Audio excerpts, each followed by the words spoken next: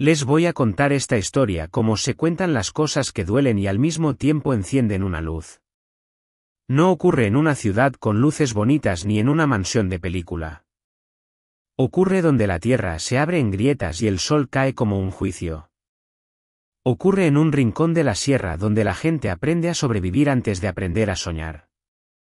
Y también ocurre, aunque suene imposible, en el lugar exacto donde una mujer a la que todos trataban como si no valiera nada terminó moviendo el destino de una región entera. En San Isidro del Mezquite, al borde de las lomas de la Mixteca, la pobreza no era una etapa. Era un apellido. Era la forma en que el polvo se pegaba a la piel, la forma en que el agua se cuidaba como si fuera oro, la forma en que el hambre no gritaba, solo se quedaba callada esperando a que la noche pasara. Ahí, la gente no preguntaba cómo estabas, preguntaba si todavía tenías maíz. Martina Salgado tenía 26 años y ya caminaba como si cargara más edad. No por el cuerpo, sino por el peso de los días. Los hombros ligeramente vencidos, las manos con marcas de soga y de jabón áspero, la mirada acostumbrada a bajar cuando otros subían la voz. Había nacido en una casa de adobe con techo de lámina, en un terreno que parecía más piedra que tierra. Su familia tenía poco y ese poco se medía siempre contra la vergüenza de no tener más. Desde que amanecía, Martina ya estaba en movimiento. Antes del gallo, antes del humo. Salía con 2 botes de plástico amarrados con mecate, caminaba hasta el ojo de agua que quedaba lejos, allá donde el camino se volvía angosto y la sombra era un privilegio. Regresaba con el peso cortándole las manos, con el agua bailando adentro como si se burlara, con los pies tragándose el polvo. En su casa, nadie decía gracias. La palabra no alcanzaba a cruzar la puerta. Su madre, Aurelia, tenía un carácter duro, de esos que no se rompen, pero tampoco se ablandan. Había aprendido a vivir a la defensiva, como si la vida fuera un enemigo que siempre estaba por entrar. Su padre, Hilario, no era mala persona, pero era un hombre gastado, de esos que un día se cansan de pelear y se resignan a obedecer el silencio. Y luego estaban los hermanos menores, 3. 2 niños y una niña, flacos, inquietos, todavía con una chispa en los ojos que Martina cuidaba como se cuida una vela en la tormenta. En San Isidro, el valor de una mujer se medía con un cálculo frío. Si se casaba bien, valía. Si no, era carga. Martina había oído ese veredicto desde que era adolescente. Se lo decían las vecinas, se lo decía su madre, se lo decía el pueblo con sus miradas. Le decían que ya se le estaba yendo el tren, que nadie iba a querer a una mujer sin dote, sin estudios, sin nada. Y cuando alguien repetía eso, Martina apretaba los dientes y seguía lavando, siguiendo la rutina como si la costumbre pudiera protegerla. Ese día en particular, el sol estaba tan alto que el aire temblaba. Martina venía de regreso con los botes llenos. La cuerda le quemaba los dedos. Sentía el latido en las sienes, ese golpe constante que anuncia que el cuerpo está por rendirse, pero no se atreve. Se detuvo bajo un mezquite flaco, de esos árboles que sobreviven por terquedad. Respiró hondo y miró el camino vacío. En el horizonte, el polvo se levantaba con el viento como si el suelo exhalara. Entonces escuchó cascos. No era común ver caballos buenos por ahí, porque quien tenía un caballo bueno casi siempre tenía poder, y quien tenía poder casi nunca se metía a los caminos de los pobres si no era para cobrar algo. Martina levantó la mirada con desconfianza, lista para hacerse pequeña. El jinete apareció despacio, montando un animal fuerte, de pecho ancho. El hombre no venía vestido como hacendado, ni como capataz. Traía ropa sencilla, pantalón de mezclilla gastada, camisa clara remendada en los codos, sombrero de palma. Tenía unos 30 y tantos, piel morena, barba de varios días y ojos que no parecían hechos para despreciar. Cuando se acercó, frenó el caballo y se bajó sin prisa. Martina pensó que quizá venía a preguntar el camino o a pedir agua, pero el hombre la miró a las manos, a la cuerda enterrada en la piel, al temblor de sus brazos. Y entonces hizo algo raro en San Isidro, ofreció ayuda sin pedir nada primero. El hombre le dijo que podía cargar los botes un tramo. Martina intentó negarse por costumbre, por miedo a la sospecha, por la voz de su madre metida en la cabeza. Pero el hombre ya había tomado la cuerda con decisión, como si no le importara lo que dijeran las piedras del camino. Martina caminó a su lado, con la sensación de estar viviendo algo que no le pertenecía. Mientras avanzaban, el hombre se presentó como Tomás Aguirre. Dijo que acababa de llegar a la región para trabajar en el Rancho de la Soledad, el más grande de esos rumbos, propiedad de don Laureano Orellana. En San Isidro, ese nombre pesaba. Don Laureano no era solo un ranchero rico, era el dueño de las mejores tierras, de los mejores pozos, del ganado más numeroso, de las decisiones que los demás no se atrevían a discutir. Era un hombre que podía arreglar un problema con dinero o con silencio, y a veces con ambas cosas. Martina conocía historias del rancho, historias de gente que entraba y salía con la mirada baja, historias de jornaleros que no volvían a quejarse. Pero también sabía que ahí se pagaba mejor que en cualquier parte y que quien tenía trabajo fijo ahí podía al menos llenar la olla más seguido. Tomás hablaba poco, pero lo poco que decía sonaba limpio, sin esa soberbia que a veces traen los que se sienten por encima. Le preguntó a Martina por su familia, por el camino, por el ojo de agua. No preguntó su edad con morbo, ni su estado civil como si fuera una mercancía. Solo la miró como a una persona. Llegaron a la casa de los Salgado, un rectángulo humilde con un patio de tierra apisonada. Tomás dejó los botes cerca de la puerta y se quitó el sombrero con respeto. Martina quiso agradecerle, pero no sabía cómo hacerlo sin sentirse ridícula. La gratitud, cuando no te la enseñan, se vuelve torpe. Tomás se despidió diciendo que quizá volverían a encontrarse. Montó el caballo y se fue levantando una nube de polvo que tardó en asentarse. Martina se quedó inmóvil, con el corazón acelerado como si hubiera corrido, aunque lo único que había hecho era recibir un acto de humanidad. Esa tarde, mientras lavaba ropa en el lavadero del patio, Martina sentía el recuerdo de Tomás como una espina dulce. No era amor, todavía no, pero era una sensación nueva, la idea de que alguien podía verla sin desprecio.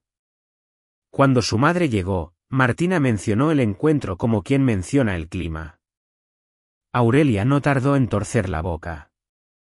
Le dijo que no fuera ingenua, que un hombre no ayuda por ayudar, que las mujeres decentes no se meten en líos, que ya bastante tenían con la mala fama de ser pobres. Martina bajó la mirada, pero adentro algo se rebeló. No contra su madre, sino contra la sentencia eterna de que lo bueno siempre trae veneno. A veces lo bueno solo es lo bueno, aunque en lugares como San Isidro eso parezca un cuento. Los días siguientes, el destino comenzó a repetir el mismo gesto con una insistencia que parecía mensaje. Martina se encontraba a Tomás en el camino al ojo de agua, o cerca del mercado cuando ella llevaba un canasto con huevos, o cuando cargaba leña. Tomás siempre ofrecía ayuda, y no lo hacía como quien presume fuerza, sino como quien reconoce cansancio. Martina, acostumbrada a que la trataran como herramienta, comenzó a sentir que su cuerpo se enderezaba cuando él estaba cerca. Y su voz, esa voz que apenas se animaba a salir, empezó a decir más de 2 palabras seguidas. Tomás escuchaba. Escuchar, en San Isidro, era casi un milagro. Con el tiempo, hablaron de cosas más grandes que el camino. Tomás mencionaba ideas sobre riego, sobre mejorar las acequias, sobre cómo el rancho podía producir más sin exprimir a la gente.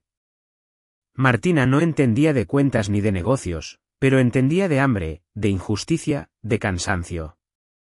Y sentía que Tomás hablaba desde un lugar extraño, como si conociera el mundo más allá de esas lomas. A veces dejaba escapar nombres de ciudades, de libros, de cosas que no eran comunes en un trabajador cualquiera. Martina no lo cuestionaba, pero lo guardaba en el corazón como una pieza suelta. En el pueblo, las lenguas comenzaron a moverse. Al inicio, en susurros bajo la sombra del árbol de la plaza. Luego, en comentarios más descarados en la tienda de abarrotes. Decían que Tomás le tenía lástima, que Martina había hecho algún truco, que el hombre estaba desesperado o escondía algo. Como siempre, la gente tenía más facilidad para creer en la maldad que en la bondad.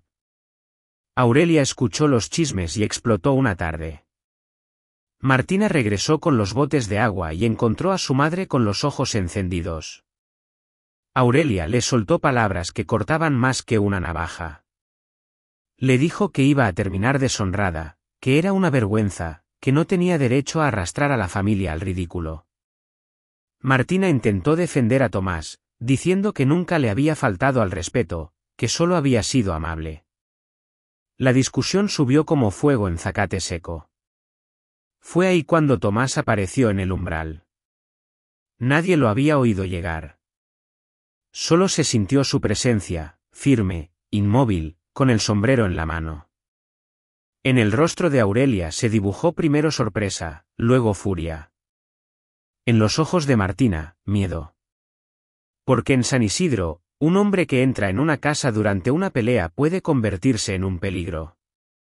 Pero Tomás no venía a imponer. Venía a cortar el abuso con dignidad.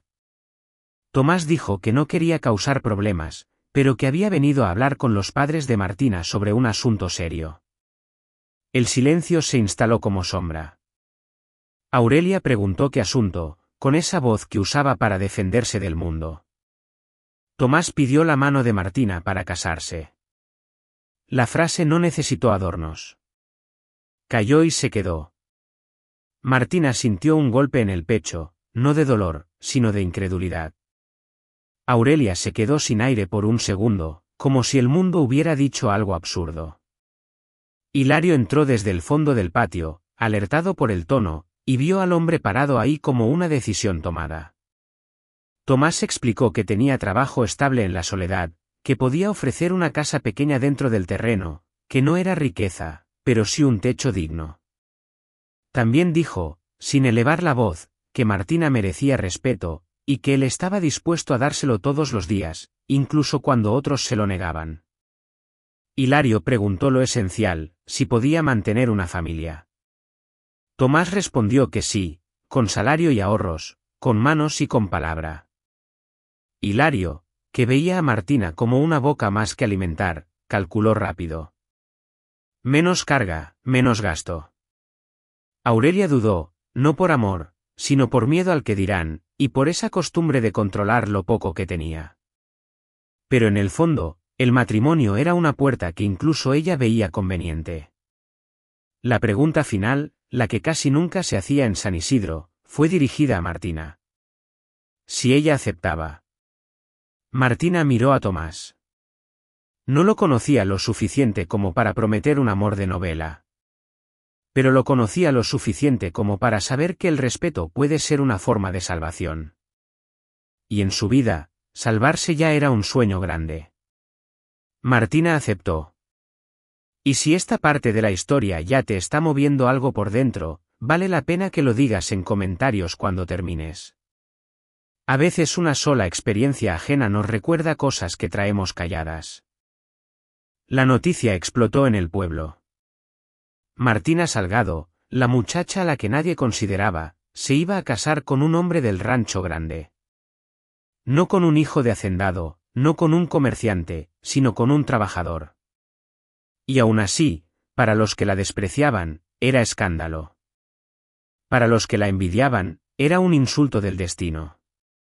Se fijó la boda para un mes después, en la capilla del pueblo vecino, porque San Isidro solo tenía una cruz de madera y un patio donde se rezaban novenarios. Aurelia sacó del baúl un vestido viejo, amarillento, que había sido suyo.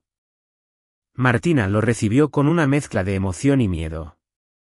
No era un gesto de cariño puro, pero era lo más cercano. Tomás, por su parte, arregló una casita en el borde del rancho, 2 cuartos, techo firme, una mesa de madera, cortinas sencillas. Para Martina eso era un palacio. No por lo bonito, sino por lo que significaba, un espacio donde nadie la iba a llamar carga cada mañana. Un día antes de la boda, Tomás le entregó un anillo de plata con una piedra pequeña. Martina lo miró como si fuera una estrella atrapada. Nadie le había dado nada que simbolizara futuro. Ese anillo le dijo, sin palabras, que alguien la escogía. La boda fue sencilla, con música de guitarra y comida compartida. Lo raro, lo que hizo que muchos tragaran saliva, fue que don Laureano Orellana apareció. No se quedó mucho, no habló con todos, pero estuvo ahí, sentado al fondo, serio, observando. Eso encendió más chismes que cualquier cosa. ¿Por qué iba el patrón a una boda tan humilde? ¿Qué veía en Tomás? ¿Qué se escondía? Martina no entendía nada de poder, solo entendía que su vida estaba cambiando. Cuando subió a la carreta con sus pocas cosas, sintió que dejaba atrás una jaula. Sus padres la despidieron rápido, sin abrazos largos. Los hermanos menores sí la miraron con ojos de despedida real. Martina prometió volver a verlos. Nadie le creyó del todo, porque en San Isidro las promesas suelen morir por falta de dinero. La primera noche en la casita, Martina se sentó en la cama y miró las paredes. Tomás estaba a su lado, cuidadoso, respetuoso, como si supiera que la intimidad también necesita tiempo. Martina se permitió llorar en silencio, no por tristeza, sino por alivio. Y así empezó su matrimonio, sin grandes fuegos artificiales, pero con algo más raro y más valioso, una paz nueva. No sabía, todavía, que esa paz iba a ser puesta a prueba por un secreto capaz de voltear la tierra como arado. Ni que Tomás llevaba dentro una historia que no cabía en esa casita humilde. Los primeros meses transcurrieron con una calma que Martina jamás había conocido. La rutina ya no era un castigo, era una construcción. Tomás se iba antes del amanecer para supervisar trabajos en la soledad. Martina se quedaba cuidando la casa, sembrando una huerta pequeña con chile, frijol, hierbabuena, calabaza. Aprendió a escuchar los sonidos del rancho, el mugido del ganado en la distancia, las herramientas chocando, las voces de los peones que cruzaban saludando con respeto. En el pueblo, Martina dejó de ser la solterona sin futuro. Ahora era la esposa de un trabajador del rancho grande. Eso, aunque parezca poco, cambiaba miradas, cambiaba tonos, cambiaba silencios. Cuando Martina iba al mercado, ya no le hablaban como a una sombra. Y aún así, dentro de ella seguía viviendo la niña a la que humillaron. Los años no se borran con un techo nuevo. Tomás era un hombre reservado. Nunca contaba mucho de su pasado. Decía que había andado por varios lugares, que había trabajado en otras tierras, que había aprendido de administración mirando y escuchando. Martina aceptaba esa reserva porque ella también traía historias que no quería contar todos los días. Había cosas que duelen tanto que solo se pueden tocar en la oscuridad. Pero Martina notaba detalles. Tomás sabía leer con soltura. Sabía escribir sin esfuerzo. A veces hacía cuentas en una libreta vieja y las cifras parecían obedecerle. También hablaba con algunos visitantes del rancho con un lenguaje que no sonaba de peón. No era presumido, pero era evidente que había vivido otro mundo. Martina se decía que quizás solo era inteligente y ya. En el fondo, sin embargo, una intuición la rozaba como viento frío. Un día, cerca de los 6 meses de casados, llegó movimiento extraño al rancho. Carruajes. No simples camionetas de carga, sino vehículos elegantes, de gente importante. El polvo del camino se levantó como tormenta. Martina, desde su huerta, vio entrar y salir hombres con sombreros finos, trajes claros, portafolios. El rancho, que siempre funcionaba como maquinaria silenciosa, de pronto parecía escenario de algo grande. Tomás regresó al mediodía con la cara tensa. Martina lo vio y supo, sin que él dijera nada, que algo estaba mal. Tomás explicó que don Laureano estaba enfermo, muy enfermo. Que habían traído médicos de la ciudad. Que el patrón no quería mostrarse débil, pero el cuerpo le estaba cobrando cuentas. La noticia corrió entre los trabajadores. Cuando el patrón cae, todos tiemblan. Porque el poder, en esos lugares, es como un techo, sostiene, pero también aplasta. Y nadie sabía qué vendría si el dueño de todo desaparecía. Durante la semana siguiente, el rancho se llenó de visitas. Parientes lejanos, gente que Martina nunca había visto. Llegaban como si el olor de la herencia se pudiera respirar desde lejos. Martina vio a Tomás ser llamado a la casa grande, una y otra vez. Eso era raro. Un simple supervisor no tiene audiencias privadas con el patrón, menos en tiempos de enfermedad. Martina lo observó salir al amanecer con su mejor ropa, la misma de la boda, y regresar tarde con el rostro más serio, como si estuviera cargando un costal invisible. Martina no preguntaba demasiado. Parte por respeto, parte por miedo. Había aprendido que hacer preguntas a veces trae golpes, aunque ahora los golpes no fueran físicos. Pero la inquietud le crecía como espina. Una tarde, Tomás regresó cuando el sol ya caía y el aire olía a tierra caliente. Se sentó en la mesa sin tocar la comida. Martina lo miró y sintió un vacío. Tomás dijo que don Laureano había muerto hacía unas horas. Martina se persignó de inmediato. Dijo una oración, por costumbre, por humanidad. La muerte, incluso en los ricos, siempre trae algo de silencio sagrado. Luego preguntó qué había pasado en esas reuniones. ¿Por qué el patrón quería hablar solo con él? Tomás respiró hondo. Se pasó la mano por la cara como quien intenta despertarse de una pesadilla. Y entonces dijo que antes de morir, don Laureano había querido que él supiera la verdad. Martina sintió un escalofrío. La palabra verdad, en la boca de un hombre así, siempre trae filo. Tomás le dijo a Martina que necesitaba contarle quién era realmente. No como esposo, sino como historia. Dijo su nombre completo, un nombre más largo, más pesado, de esos que solo cargan los que nacen cerca del poder. Y luego soltó lo imposible. Tomás le explicó que era hijo de don Laureano Orellana. Martina sintió que el mundo se le iba hacia atrás. La casita, la mesa, la lámpara, todo se volvió extraño. Tomás, el hombre sencillo que cargó botes de agua en el camino, el hombre de camisa remendada, era sangre del dueño del rancho más grande. Martina quiso negar, pero las piezas empezaron a caer en su lugar, la casa ofrecida con facilidad, la presencia del patrón en la boda, las reuniones privadas, el respeto raro de algunos capataces. Tomás contó que su madre había sido una mujer humilde que trabajó en la casa grande cuando era joven. Don Laureano tuvo una relación con ella, y cuando supo del embarazo, la echó. La mujer se fue lejos, crió al niño sola, con costura y lavado, guardando cartas, una fotografía, pruebas de un pasado que el poder quiso borrar. Tomás dijo que su madre murió hacía poco y que antes de irse le pidió que buscara sus raíces, no por venganza, sino por cierre. Tomás llegó al rancho y se presentó ante don Laureano. El patrón, al verlo, lo reconoció. Lo aceptó en secreto. Le pidió discreción para no alimentar chismes de un hijo fuera del matrimonio.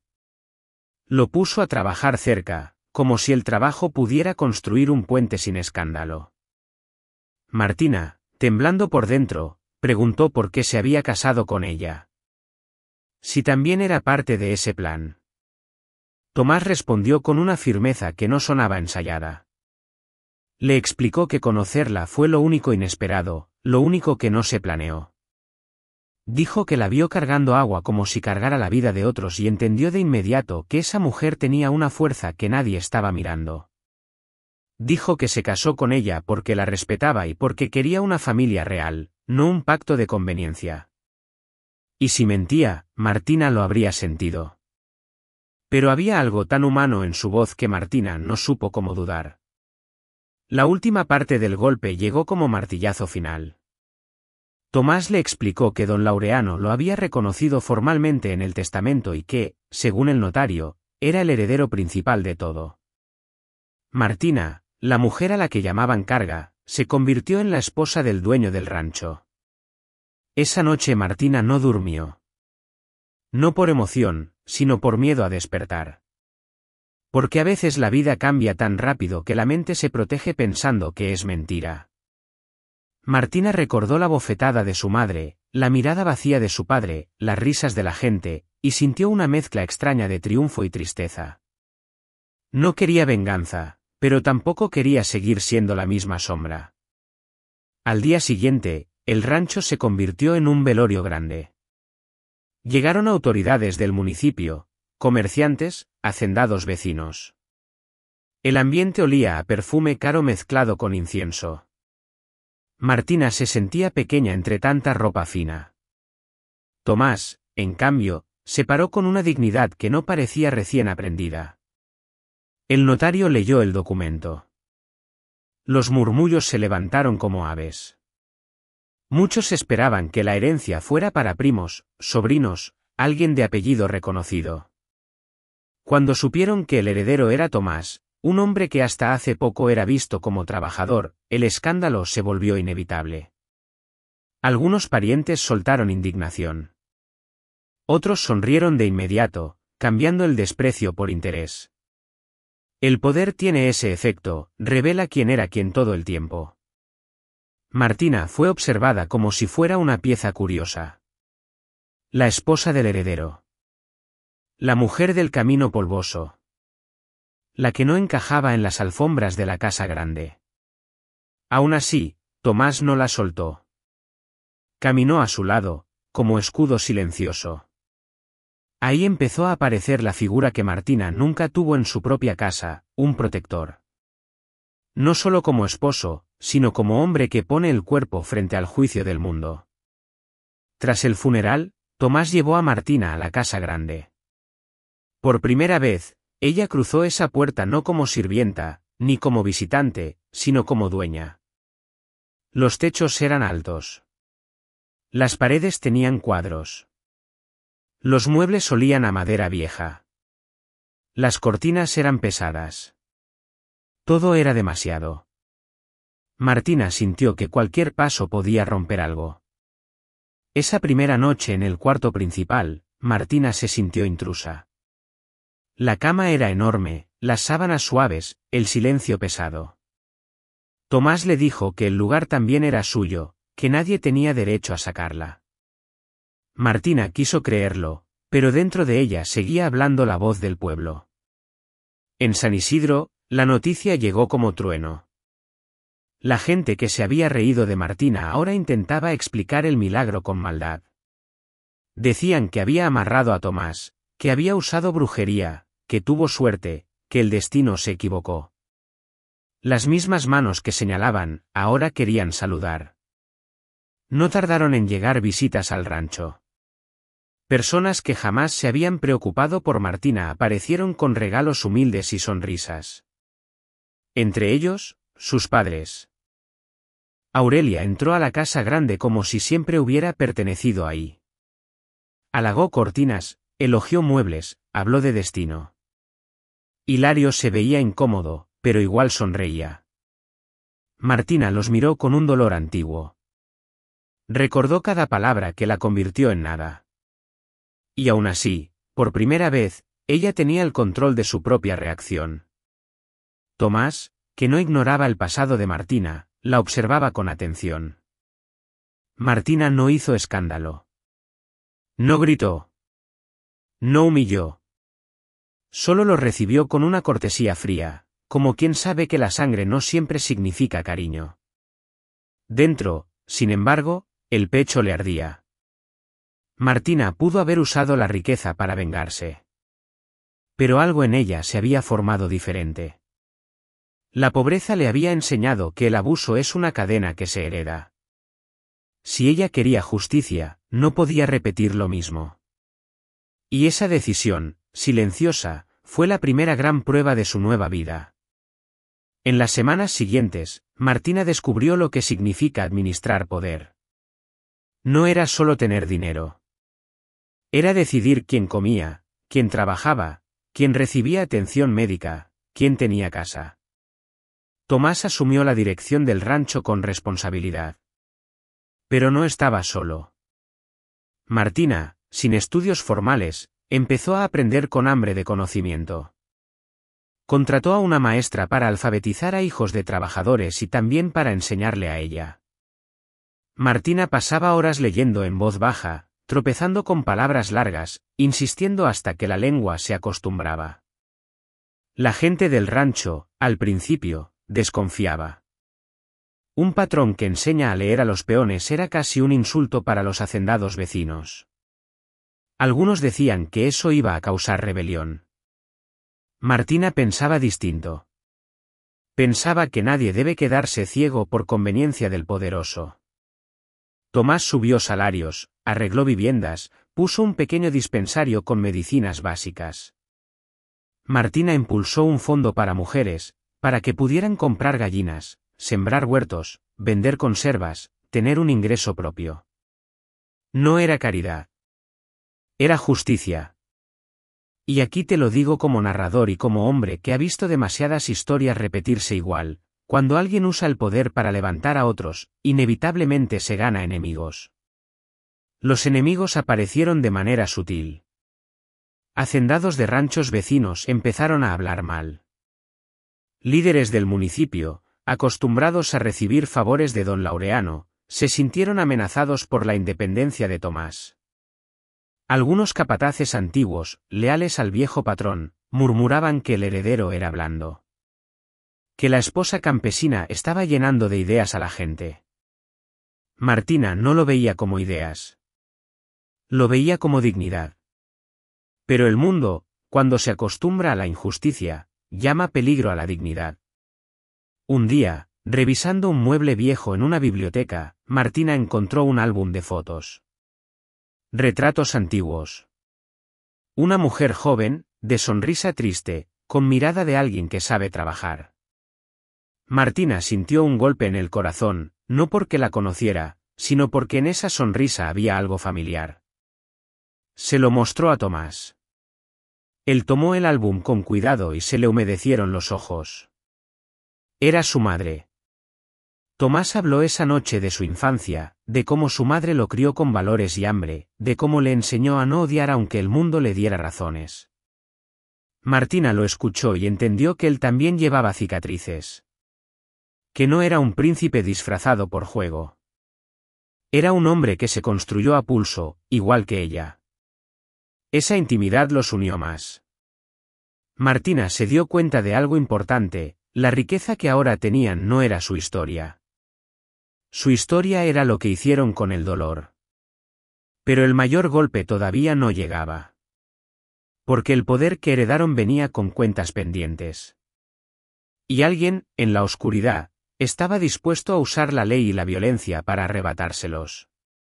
El primer ataque no fue con armas. Fue con papeles. Una mañana llegó un aviso del municipio.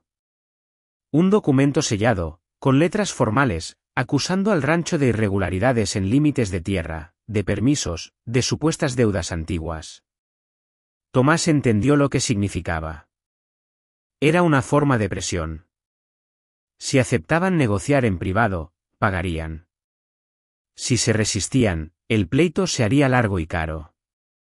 Martina, que había aprendido a leer mejor, tomó el documento con manos firmes. Sintió rabia.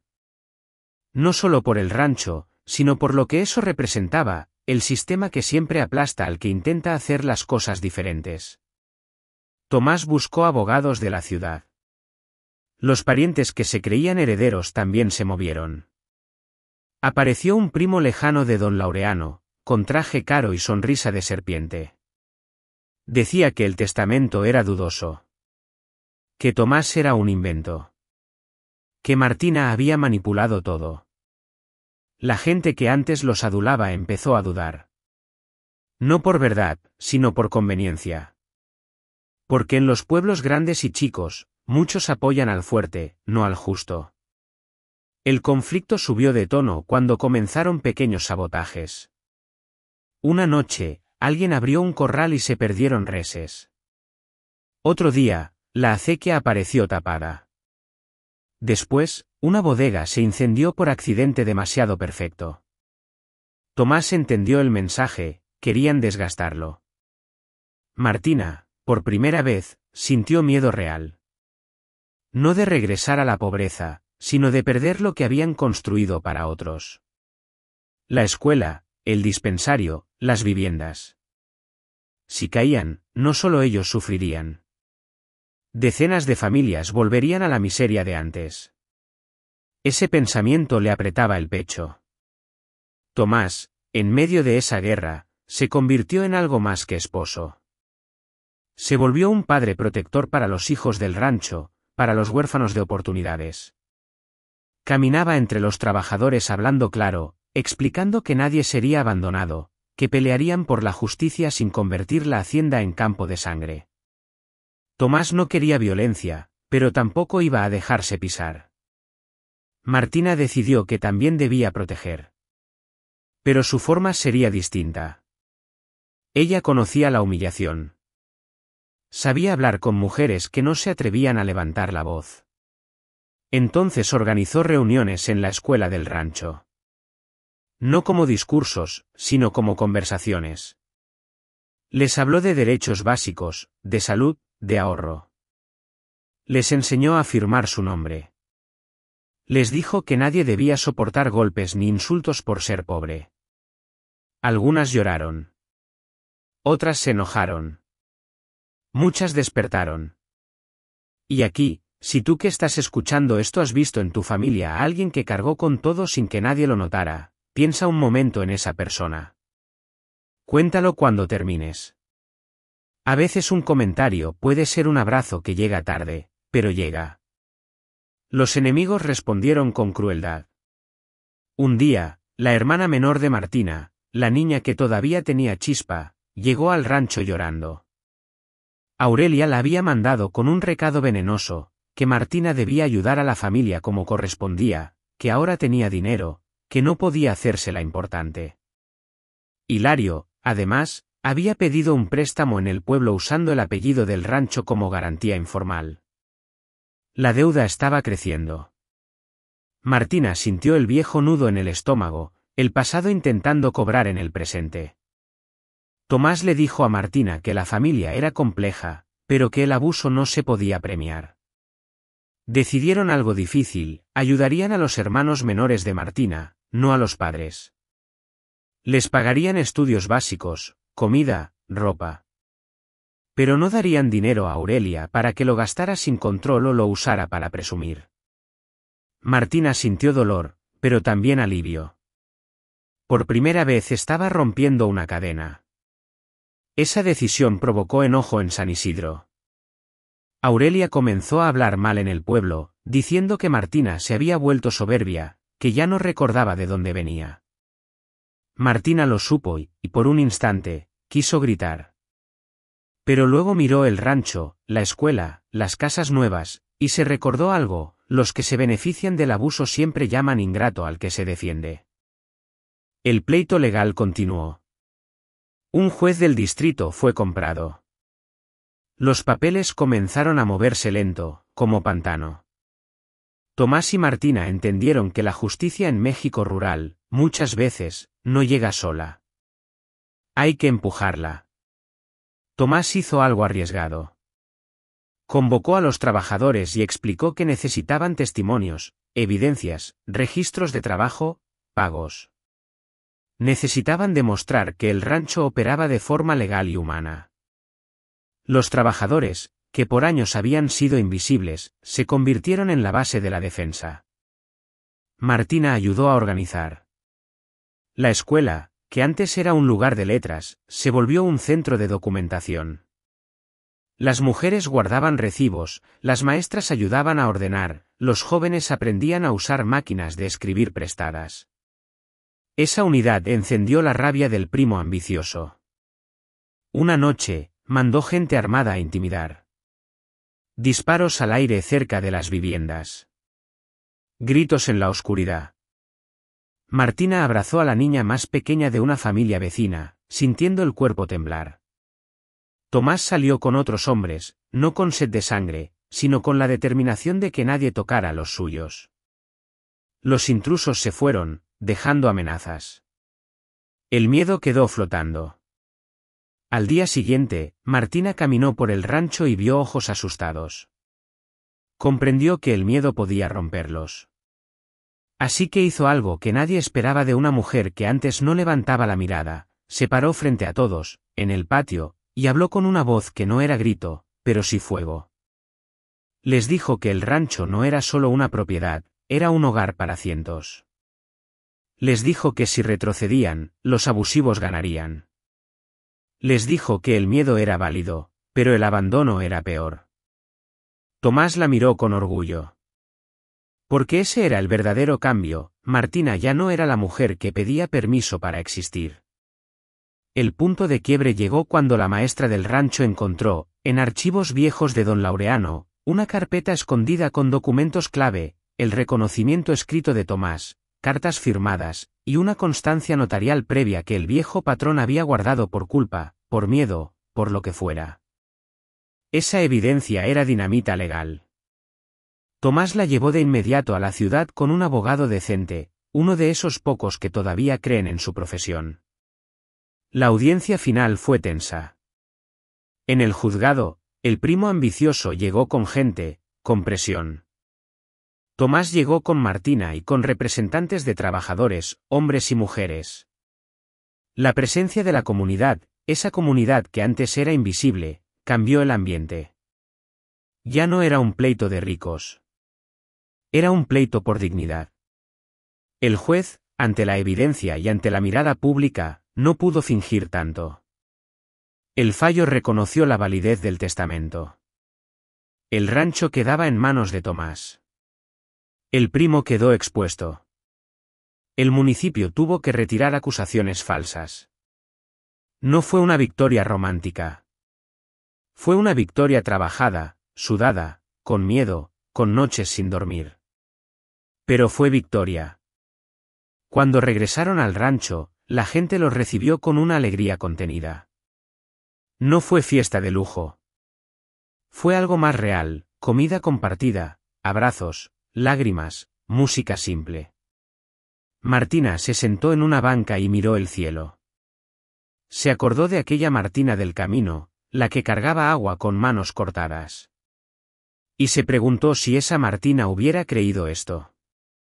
Tomás, esa noche, se acercó y le dijo que el rancho podía seguir creciendo, pero que lo más importante era proteger la esencia. Martina lo entendió. Porque el poder siempre intenta corromper. Y ellos tenían que vigilarse a sí mismos. Con el tiempo, el rancho La Soledad se convirtió en algo raro en la región, un lugar donde el trabajo seguía siendo duro, sí, pero donde la gente era tratada con respeto. La escuela creció. El dispensario atendía partos y emergencias. Las mujeres comenzaron pequeños negocios. Los jóvenes aprendieron oficios. Algunos hacendados vecinos los criticaban. Otros, en secreto, empezaron a copiar. Martina también arregló algo pendiente en su corazón. Invitó a sus hermanos a vivir temporadas en el rancho para estudiar. No para separarlos del origen, sino para darles oportunidades. Aurelia seguía hablando mal, pero la niña menor, la que más se parecía a Martina, comenzó a mirar a su hermana como a un mapa de salida. Y aquí viene una escena que define todo. Un día, Aurelia llegó al rancho enferma. No venía a presumir. Venía con fiebre, débil.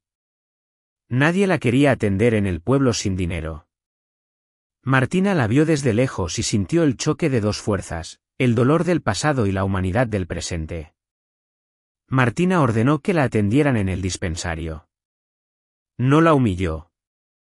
No la hizo suplicar. Solo la ayudó. Tomás estuvo a su lado, silencioso, sosteniendo a Martina como sostén invisible. Esa noche, Aurelia, entre fiebre y lucidez, alcanzó a decir algo parecido a disculpa. No fue un perdón perfecto. Fue torpe. Pero fue lo único que esa mujer sabía dar. Martina lloró después, a solas. Lloró por la infancia sin cariño. Por la dureza heredada. Por la pobreza que convierte a la gente en piedra. Tomás la abrazó sin palabras. Porque a veces, la justicia también es permitirte sentir lo que negaste por años. Meses después, Martina supo que estaba embarazada. Esa noticia cayó como otra transformación. Sintió miedo de repetir historias. Miedo de traer un hijo a un mundo que sabe ser cruel. Tomás, con una ternura rara en hombres criados en la dureza, prometió que su hijo o hija crecería sin humillación, con amor, con límites justos.